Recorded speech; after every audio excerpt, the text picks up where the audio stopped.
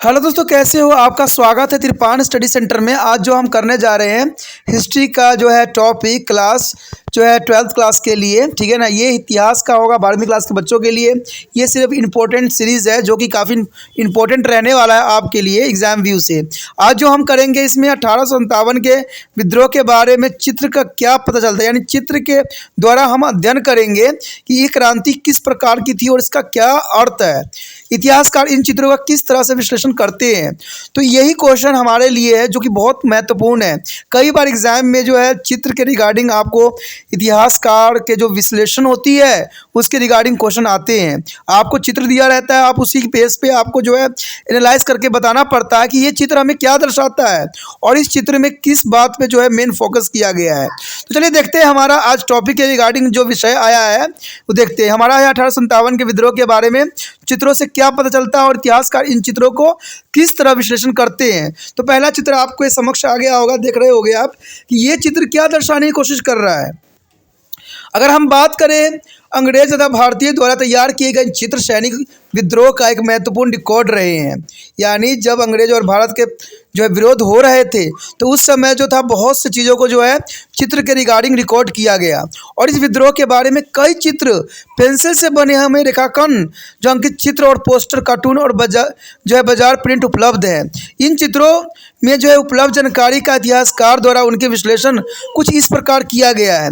अगर हम पहले चित्र के विषय में अगर चर्चा करें, जानने की कोशिश करें, तो आप देख सकते हो कि इसमें किसके विषय में चर्चा किया गया है। यहाँ पर अगर हम एक चित्र देखें तो इसमें साफ जाहिर हो रहा है और साफ दिख रहा है कि एक अंग्रेज अधिकारी है जो कि घोड़े पे बैठा हुआ है। वहाँ पर कुछ लोग जो है तो आखिरी चित्र क्या दर्शाने की कोशिश कर रहा है। कहते हैं अगर हम देखा जाए उस समय अंग्रेज तथा जो है भारतीय द्वारा तैयार किए गए चित्र जो है सैनिक विद्रोह का एक महत्वपूर्ण रिकॉर्ड रहे हैं और इस विद्रोह के बारे में कई चित्र पेंसिल से बनाए गए थे और कुछ जो थे रेखांकन चित्र थे। कुछ पोस्टर के रूप में थे तो कोई कार्टून के रूप में, तो कोई बाजार प्रिंट उपलब्ध थे। इन चित्रों में उपलब्ध जानकारी तथा इतिहासकार द्वारा इनके विश्लेषण का वर्णन हमें कुछ मिलता है। अब देखिए पहले चित्र के विषय में जो हम बातें कर रहे थे, कहते अंग्रेज द्वारा बनाए गए चित्र के अंतर्गत आता है।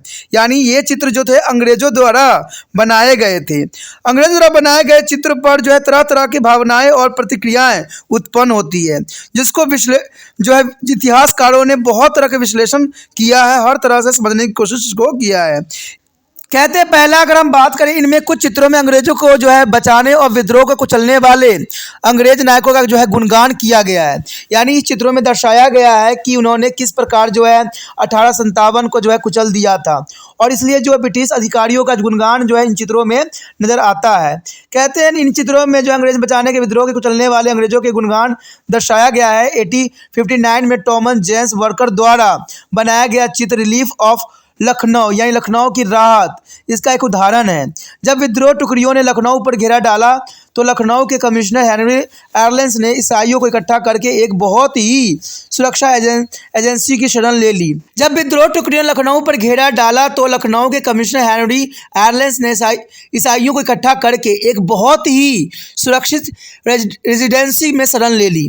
बाद में एरलेंस तो मारा गया परंतु कर्नल इग्लेसिस के नेतृत्व में रेजिडेंसी सुरक्षित रही। कहते 25 दिसंबर को जेम्स ऑटम्स और हेनरी हेलवलॉक वहां पहुंचे और उन्होंने विद्रोह को जो है तितर बितर कर भी दिया और ब्रिटिश टुकड़ियों को नई मजबूती भी दिया।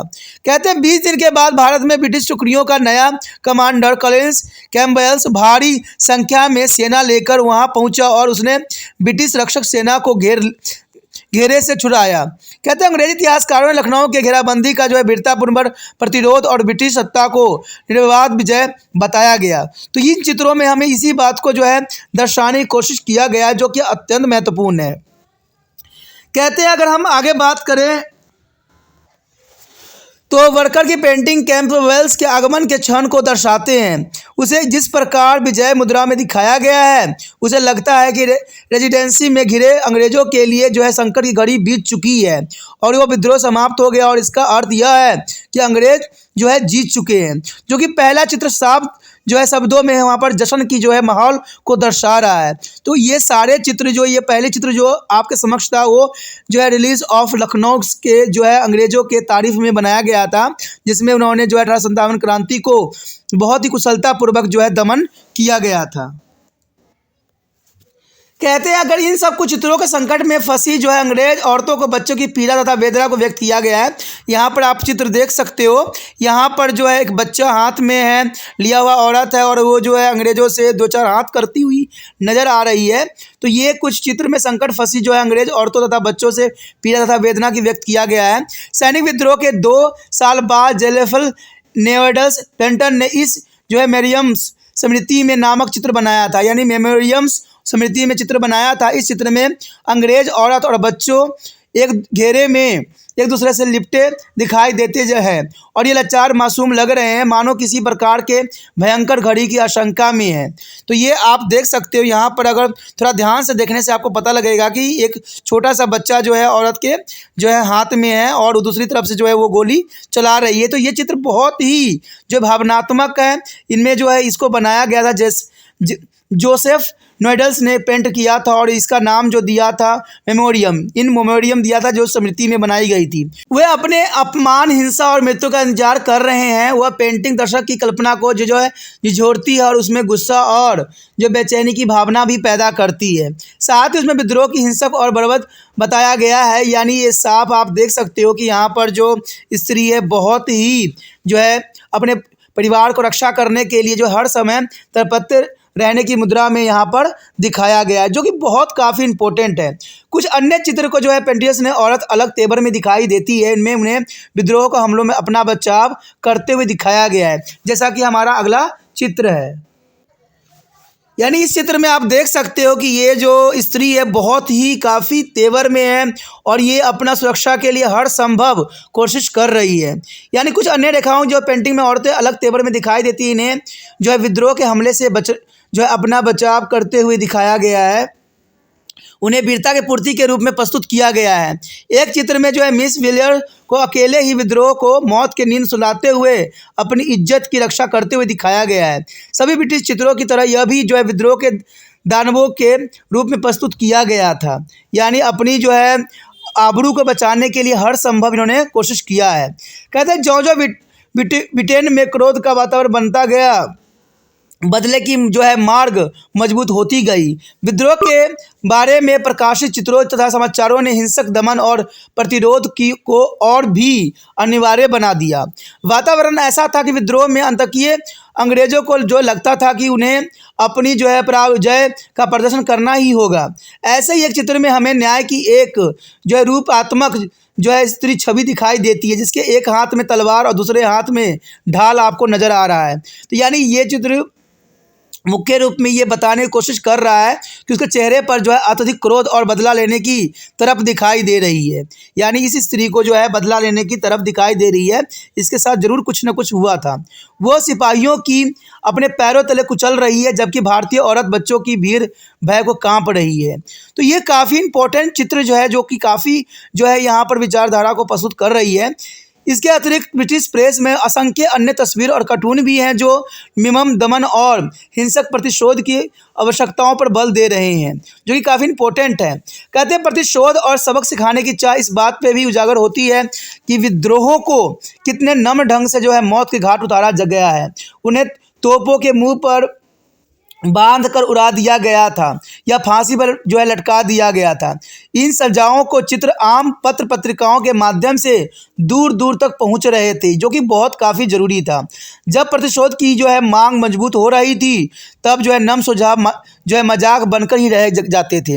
अंत जब गवर्नर जनरल कैनिंग ने जो यह कहा कि नमी और दया भाव से जो है सिपाहियों की वफादारी प्राप्त करने में सहायता मिलेगी, तो ब्रिटिश प्रेस में उसका बहुत ही मजाक उड़ाया गया था, जो कि एक स्वाभाविक बात था। ऐसी बात जो है जब गवर्नर जनरल करेगा तो ये तो स्वाभाविक बात है कि प्रेस वाले इसका मजाक जरूर उड़ाएंगे। कहते हैं हंसमुख व्याक की जो है ब्रिटिश पत्रिका में पंच में प्रकाशित एक कार्टून में कैनेचिंग को एक भाव्य और नेक बुजुर्ग के रूप में दर्शाया गया। उसका जो हाथ था एक सिपाही के सिर पर था, जैसे कि दूसरा चित्र में यहाँ दिखाया गया है।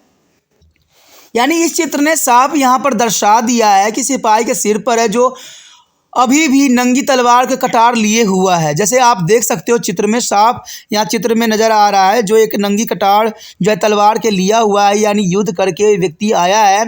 और कहते हैं ये बहुत ही इम्पोर्टेंट था और दोनों से जो है खून टपक रहा है। यानी आप देखोगे अगर ध्यान से तो तलवार से भी खून के जो है टपक रहे हैं।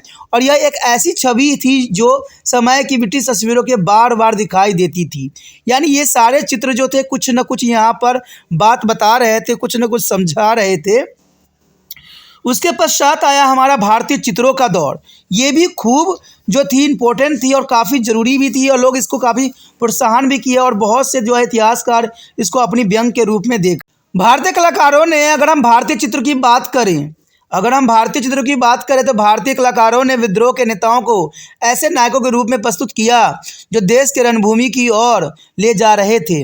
उन्हें लोगों को जो है दमनकारी साम्राज्यवादी शासन के विरुद्ध जो है उत्तेजित करते हुए दर्शाया गया था। यानी जो है दमनकारी साम्राज्यवादी शासन के विरुद्ध जो है उनको काफ़ी उत्तेजित किया गया।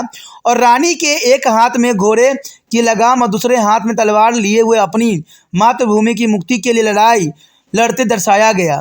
उन्हें एक ऐसे मर्दाना व्यक्तित्व के रूप में चित्रित किया गया था जो शत्रु का पीछा करते हुए ब्रिटिश सिपाहियों की मौत की नींद सुलाते हुए आगे बढ़ रही थी। देश के विभिन्न भागों में बच्चे जो है सुभद्र कुमारी चौहान की इस पंक्तियों को पढ़ते हुए बड़े हो रहे थे। खूब लड़ी मर्दानी हुआ तो झांसी वाली रानी थी। कहते लोग छवियों में रानी लक्ष्मीबाई का जो है काफ़ी पर्याय सैनिक पोशाक में घोड़े पर सवार और एक हाथ में तलवार लिए दिखाया जाता है, जो अन्याय और विद्रोह शासन के जो है दृढ़ प्रतिरोध का प्रतीक मानी गई है। यानी झांसी की रानी के जो है हर जगह हर एक बच्चों के लिए एक आइडल के रूप में यहाँ प्रस्तुत किया गया है। अगर हम बात यहाँ पर करें अगर कंक्लूज़न की, निष्कर्ष की, तो ये बात साफ हो जाता है और साफ कर देना भी सही रहेगा कि इन चित्रों से ये पता चलता है कि उन्हें बनाने वाले ने चित्रकार किस सोच के व्यक्ति थे और वो क्या कहना चाहते थे। इन चित्रों और कार्टूनों के माध्यम से हम उन लोगों के बारे में भी जान सकते हैं जो इन चित्रों को प्रशंसा या आलोचना करते थे। ये चित्र जो है केवल अपने समय की भावनाओं को ही व्यक्त नहीं करते थे, उन्होंने संवेदनाओं को भी आकार दिया था। ब्रिटिश में छप रहे चित्रों से उत्तेजित होकर वहाँ की जनता विद्रोहियों को जो निर्ममता के साथ कुचल डालने के लिए आवाज़ उठा रही थी और दूसरी भारतीय राष्ट्रवादी चित्र हमारी जो है राष्ट्रवादी कल्पनाओं को साकार करने में सहायता दे रही थी। तो ये सारे चित्र जो है एग्ज़ाम व्यू से काफ़ी इंपॉर्टेंट है, जिसको आपको समझना चाहिए। कई बार जो है आजकल आपको पता ही है कि केस स्टडी जैसे क्वेश्चन आते हैं और इसी के रिगार्डिंग क्वेश्चन भी पूछ लिया जाता है चित्रों के रिगार्डिंग। अगर चित्र आपको समझ रहेगी, सोच रहेगी, तो आप अच्छा उसका एनालिसिस कर सकते हो, अच्छे जो है अपना विचारधारा दे सकते हो, जिससे एग्जामिनर आपको पूरे मार्क्स देने के लिए विवश हो जाए। तो ये चित्र जो है एग्जाम व्यू से मैंने बताया था कि जो एग्जाम होने वाले हैं उसमें ऐसे क्वेश्चन जो है एग्जामिनर का सबसे फेवरेट क्वेश्चन के रूप में रहा है। मैं एक बार फिर से जो है क्वेश्चन दोहरा देता हूँ कि 1857 के विद्रोह के बारे में चित्रों से क्या पता चलता है और इतिहासकार इन चित्रों का किस तरह से विश्लेषण करते हैं। तो ऐसा क्वेश्चन जो है एग्जाम में हमेशा ही रहा है और आने के चांसेस भी रहेंगे।